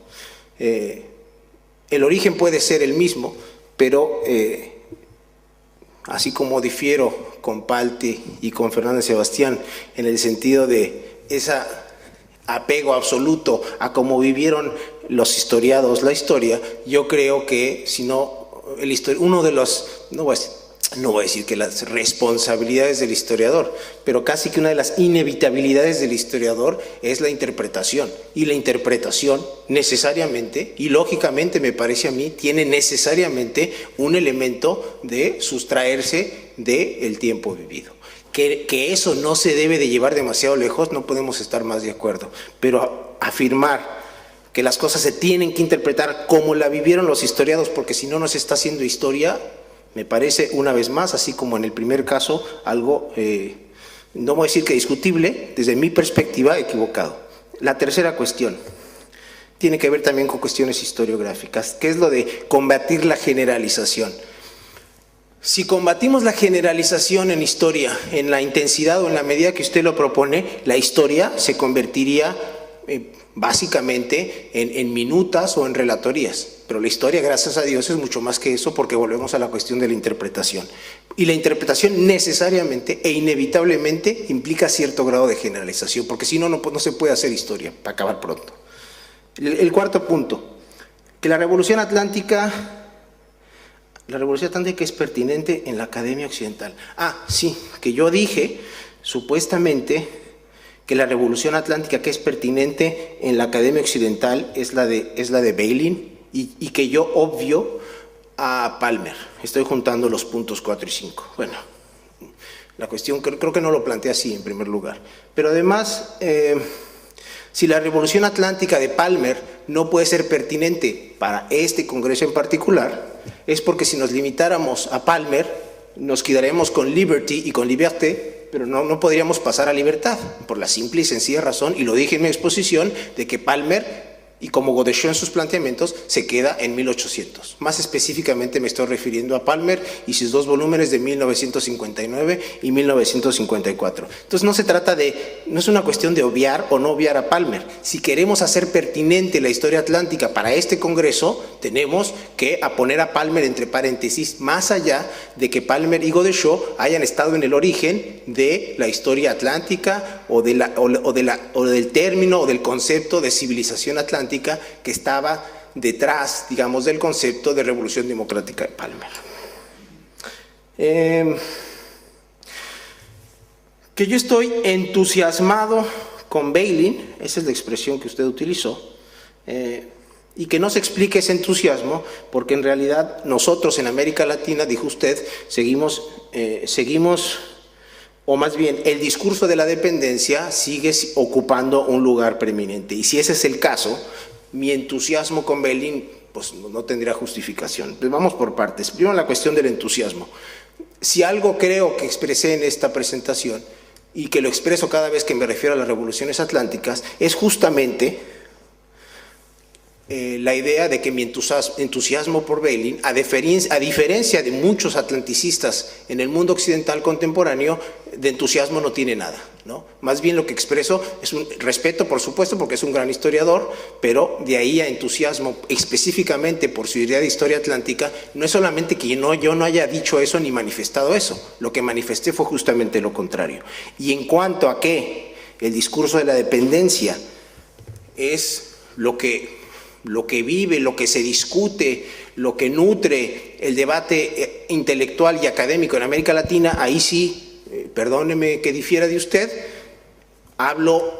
no solamente hablo del Colegio de México, que es la institución de la que yo vengo, hablo de un sinnúmero de instituciones que yo he visitado en América Latina durante los últimos 10 años, y yo me quedo perplejo cuando escucho que un académico latinoamericano expresa que lo que nutre a la vida académica latinoamericana contemporánea es el discurso de la dependencia. Habrá algunos enclaves, y utilizo el término con toda conciencia, habrá algunos enclaves académicos en América Latina donde efectivamente el discurso de la dependencia sea lo que, digamos, el que parte el bacalao. Pero esos son unos enclaves. Imagino que entre esos enclaves está, por la manera en que usted se expresó, la institución académica que usted representa. Y por último, y termino con eso, dice usted que no se puede ignorar la centralidad de la raza y la desigualdad. Y que yo dije que todo cambió a partir de las revoluciones atlánticas. Bueno, termino aquí diciendo que si yo fuera político o fuera miembro de una ONG, efectivamente yo no podría ignorar la centralidad de la desigualdad. Me voy a limitar a la cuestión de la desigualdad. O si desde la perspectiva de la política, desde la perspectiva social, desde la perspectiva de la justicia a secas, pues es evidente que el problema de América Latina es la desigualdad. Pero ni soy político, ni pertenezco a una ONG. Yo soy académico, así me considero. Y siendo el caso, a mí, por más importante y lacerante que pueda ser la cuestión de la desigualdad en América Latina, la tengo que poner entre paréntesis cuando de lo que me estoy ocupando es de las revoluciones hispánicas. Y termino. Usted dice que yo dije que todo cambió a partir de las revoluciones atlánticas. Yo nunca afirmé una cosa así. No tendría sentido ni histórico ni historiográfico afirmar una cosa así. Lo que sucede es que, le pese a quien le pese, las revoluciones hispánicas fueron eminentemente revoluciones políticas. Y lo cual me regresaría, digamos, a la primera de sus preocupaciones, porque entonces ya entendí por qué cree usted que el término de revolución es el meollo de la cuestión, ¿no? Porque para poder considerar las revoluciones hispánicas una verdadera revolución, bueno, tendrían que haber sido esa revolución social Y esa revolución social eminentemente, y por eso su referencia para terminar al caso de Haití, supongo, que desgraciadamente, si quiere, y en eso podríamos estar de acuerdo, no fueron.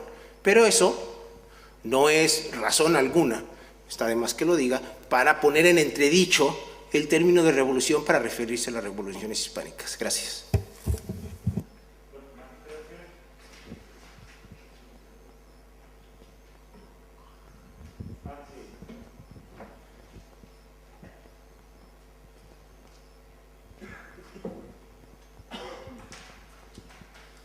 Bien, en primer lugar, bueno, quiero felicitar a ambos ponentes porque fueron conferencias muy claras y muy interesantes, sobre todo para alguien como yo, que me confieso absoluto ignorante de muchas de las cosas que aquí se han dicho, y por eso ya también pido disculpas si las preguntas que voy a plantear son perogrulladas, siempre es perogrulladas. Empezando porque, bueno, el problema de las revoluciones atlánticas, me asiste la duda de por qué cuando se habla de las revoluciones atlánticas, por ejemplo, el planteamiento de Palmer o de Shaw, pues se deja un poco al margen la Revolución Inglesa de 1688, que es cierto que no tiene quizás el alcance que han tenido las dos grandes revoluciones, la norteamericana y la francesa, pero que establece, por ejemplo, un sistema de Estado de Derecho que sí que luego es muy exportable a otros estados. Incluso, casi si me apuran, ¿por qué no se hace una mención habitualmente, por ejemplo, a la revolución, aunque sea intestina, que se produce con Cromwell y con los niveladores? A fin de cuentas, aquí se ha hablado de que, acaba de decir, que el preámbulo constitucional norteamericano, el We the People, es el origen de la revolución, del concepto de revolución, y es que el We the People de United States no es más que una copia que el We the People of England, que establece el segundo Agreement of the People en 1647. Sin embargo, no se mencionan habitualmente como elementos integrantes de esa presunta revolución atlántica. Entonces, bueno, simplemente saber cuál es la situación en Palmer, en Godeshaw y en los teóricos sobre la revolución atlántica, de por qué omiten o por qué no tratan con el mismo nivel a esa revolución inglesa. Y la segunda pregunta, planteo para ambos ponentes. La segunda pregunta es si no falta un estudio de en qué medida determinados proyectos constitucionales de federalización de la monarquía hispánica tienen cierta importancia a la hora del tratamiento de toda la crisis atlántica, de toda la revolución, en este caso la revolución hispánica. Pues, por ejemplo, el proyecto constitucional de Sequeira para la isla de Cuba, que es claramente federalizante, o algunos proyectos incluso de carácter anónimo que tratan de mantener la unidad del Estado español, que no se produzcan esos procesos emancipadores a través del establecimiento de una federación, con lo cual también se anticipa muchísimo la presencia de las propuestas federales en España, mucho anteriores, lógicamente, al proyecto de 1873. ¿En qué medida tienen encaje dentro de las revoluciones hispánicas? Bien, sobre lo segundo, que se responde más rápido, yo creo que la tentación federal o la idea de que la monarquía podría mantenerse por vía federal, si por federalismo entendemos lo que tú estás diciendo, es decir, ese tipo de proyectos, aparece desde finales del siglo XVIII y continúa, pues reaparece con la crisis cubana de 1868 de nuevo, ¿no? Es decir, que siempre está presente esa posibilidad de que la monarquía podría volverse a componer de manera federal, entendiendo por federal la reunión de varios reinos bajo un mismo monarca y gobernados por especies de gobiernos autónomos, que en realidad es lo que proponen Lucas Alamán y otros diputados mexicanos en 2021 en las Cortes y con nulo éxito, y lo había propuesto Aranda y demás, ¿no? Por lo tanto, yo creo que sí, que está presente y que siempre hay esa posibilidad, esa tentación de recomponer federalmente la monarquía. Yo quisiera decir algo sobre lo otro, a pesar de que es territorio de Roberto, pero quisiera aclarar una cosa. Esta idea de la historia atlántica, de la historia atlántica de Liberty y Liberté, es un concepto que aparece, es una denominación que aparece al abrigo de un instrumento muy claro, que es la creación de la OTAN. Entonces, si no se hubiera creado la OTAN, nunca se habría hablado de historia atlántica. La idea de historia de las revoluciones democráticas se transforma en historia de las revoluciones atlánticas. ¿Por qué? Porque es el Atlántico Norte. Y entonces, acá, quiero decir, empieza con una denominación espuria, no es propia. Es decir, no está queriéndose referir a revoluciones que se producen simultáneamente en el Atlántico. No, quieren hacer referencia a algo muy claro.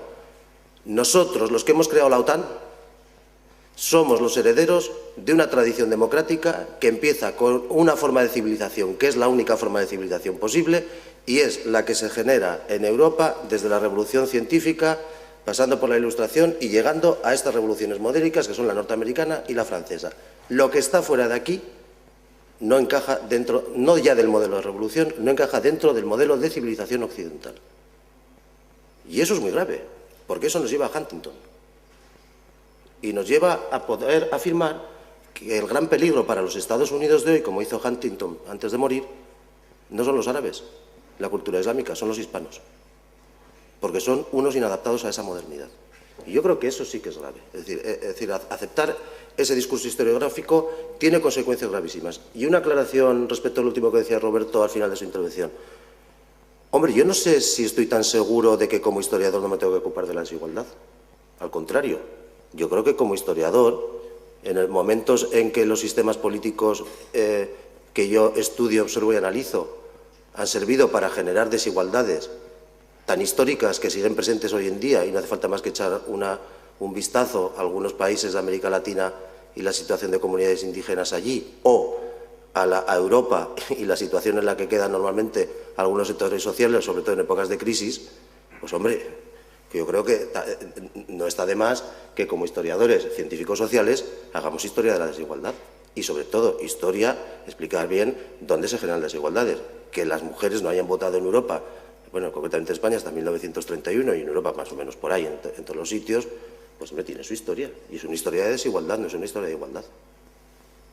Es que si no vamos a hacer un entusiasmo liberal aquí, de que parece que todos los derechos y las igualdades aparecieron con las revoluciones y hasta hoy ya seguimos iguales. Y no, la mitad de la población no ha votado hasta hace varias décadas, ¿no? Bueno, sobre esto que acaba de decir Chema, lo que yo quise decir es que no puede ser el afán, digamos, o el muy legítima preocupación con respecto a la desigualdad la que guíe, digamos, la investigación historiográfica, independientemente de la época que estemos estudiando, que fue lo que me parece que sugirió el profesor Gastambide. Y en cuanto a la pregunta sobre Palmer, yo tengo que declarar que no te la puedo contestar, pero ahora que la planteas, está la cuestión evidentemente, pero es una evidencia de que el periodo que cubre lo delimitan claramente desde el principio Palmer, es 1760-1800, pero la razón es que seguramente habría que revisar los capítulos dedicados a Inglaterra. Supongo, o me gustaría pensar, que alguna referencia tiene que hacer Palmer, pero no lo recuerdo, al hecho con respecto a la revolución, a la revolución a la gloriosa, me refiero a la inglesa, porque evidentemente es una cuestión que efectivamente salta.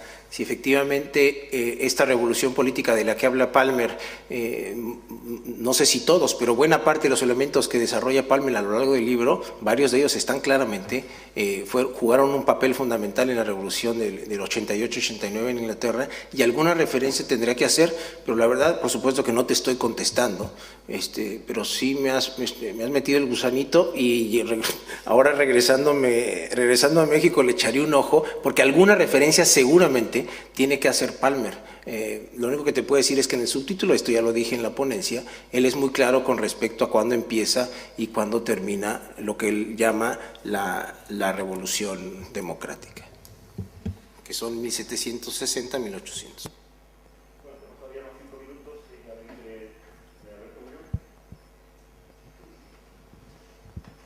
Sí, se escucha, ¿no? Sí. Bien, yo he llegado un poquito tarde, con lo cual no he escuchado toda la conferencia del primer ponente, ¿no? Entonces no lo tengo claro, pero sí he escuchado las contestaciones y quizás las preguntas que se han hecho. Estoy de acuerdo con Chema Portillo totalmente en esa apreciación.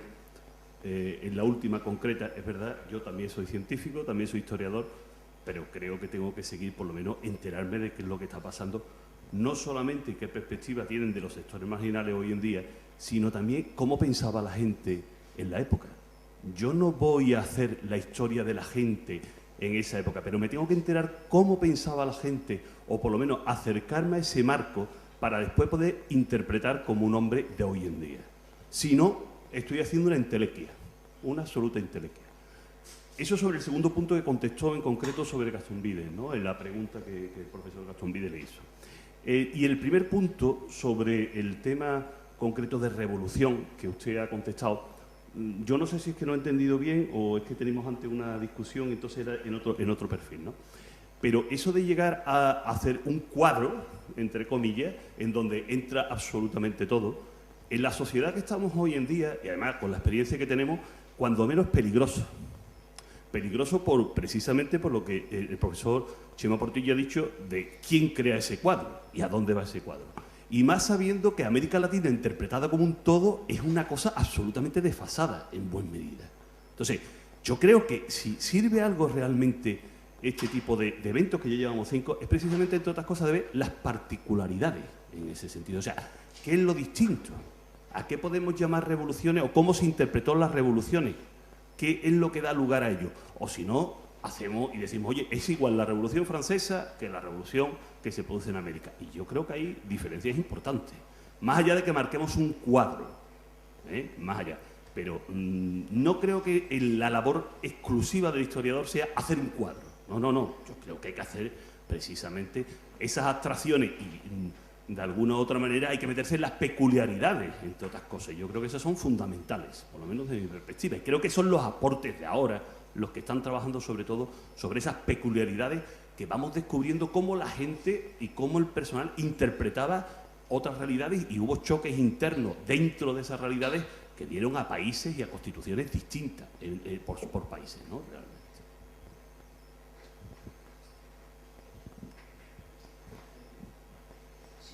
Yo no puedo estar más de acuerdo con que es muy importante, como usted lo acaba de decir, en saber o tratar de conocer cómo pensaba la gente de la época. Si yo elogié aquí y he elogiado en muchas ocasiones el trabajo de Fernández Sebastián y de Elías Palti, es justamente porque se preocupan por eso. Ahora, eso es una cosa.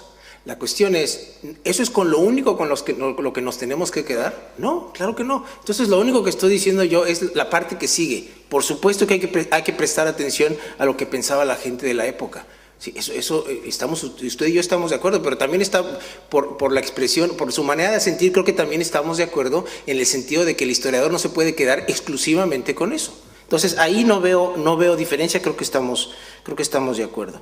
Ahora, esta cuestión de la idea de revolución y de si la revolución haitiana es la única o la verdadera revolución. Bueno, es que lo que nos llevaría a ese planteamiento es que, bueno, no tenemos revolución ni en 1776, ni tenemos revolución en 1789, ni tenemos revoluciones hispánicas, ¿no? Y entonces, como la revolución haitiana es la única verdadera, nos tendríamos que poner a repensar qué nombre le ponemos a la revolución estadounidense, a la revolución francesa y a las revoluciones hispánicas. Francamente, en lo particular, no creo que no es un camino que yo creo que sea el camino que hay que tomar en términos historiográficos. Y termino con la cuestión de particularidades y peculiaridades. Ahí creo que también, a pesar de que usted cree que no, yo creo que estamos de acuerdo. Porque si algo hice en mi ponencia, es más, si me apura, el principal objetivo de mi ponencia fue mostrar que son tantas las peculiaridades y las particularidades de las revoluciones hispánicas que justamente por eso que usted acaba de mencionar, es que enmarcarlas, englobarlas, subsumirlas dentro del enfoque atlántico tiene sus bemoles, desde mi punto de vista, muchos y profundos. Nada más. Yo quiero decir algo sobre dos cuestiones. Primero, sobre la idea de revolución.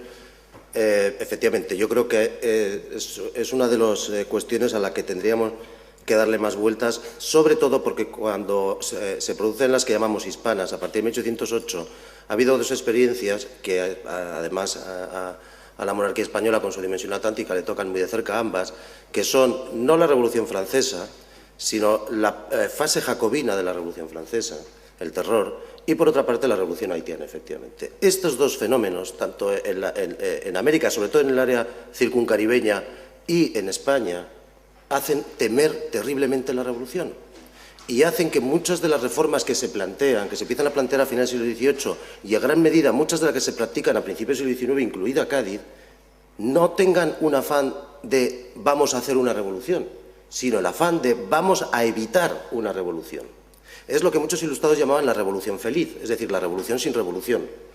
Y por lo tanto, yo en ese sentido sí creo que habría que plantearse hasta qué punto todo este proceso de cambios se plantearon en su momento como una revolución o se plantearon en su momento como una reforma constitucional que evita la revolución. No por casualidad, uno de los protagonistas del momento más señalados, Agustín de Argüelles, cuando escribe mucho después la historia de todo esto, le llama historia de la reforma constitucional. De la reforma constitucional, ¿no? Entonces, claro, yo creo que ahí deberíamos pensar sobre esto. Y quisiera también añadir algo sobre lo que estábamos hablando anteriormente, sobre las diferentes experiencias y lo que decía Alberto sobre las peculiaridades. Efectivamente, yo creo que sí, yo estoy de acuerdo con ello. Deberíamos, es decir, en cuanto a generalidades, yo creo que sabemos algo.